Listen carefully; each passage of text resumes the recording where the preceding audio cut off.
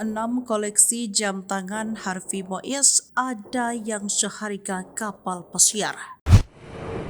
Terlibat dalam mengkorupsi PT Timah yang merugikan negara sebesar 271 triliun rupiah.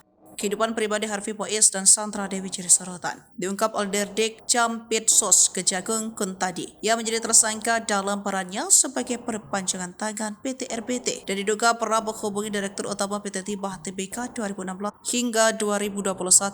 MRPT alias RZ. Karena kasus ini menjadi viral, kehidupan pribadi Harvey Mois mulai disorot.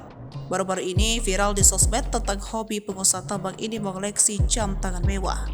Berikut adalah beberapa koleksinya. Pertama, Rolex Stainless Steel Chronograph Wrist Watch with Paul Newman Deal and Bracelet merupakan koleksi andalan Harvey. Harga jam tangan ini mencapai $1.562.500 atau setara 24,76 miliar rupiah. Yang kedua, Richard Mille. Kemudian koleksi kedua jam tangan dari Richard Mille, seri Richard Mille tipe RM3502 Rafael Nadal NTPT. Harganya ditaksir mencapai $139.500 atau setara 2,21 miliar rupiah. Ketiga, Patek Philippe.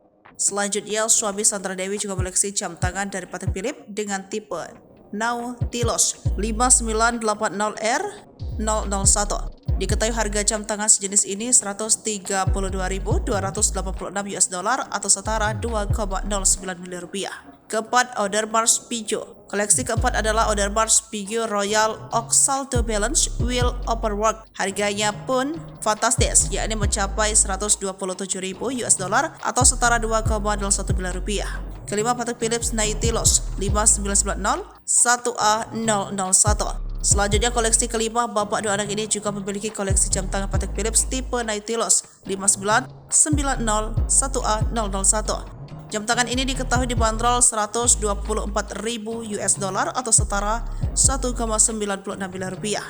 Keenam, Rolex tipe Cosmograph Daytona 16520.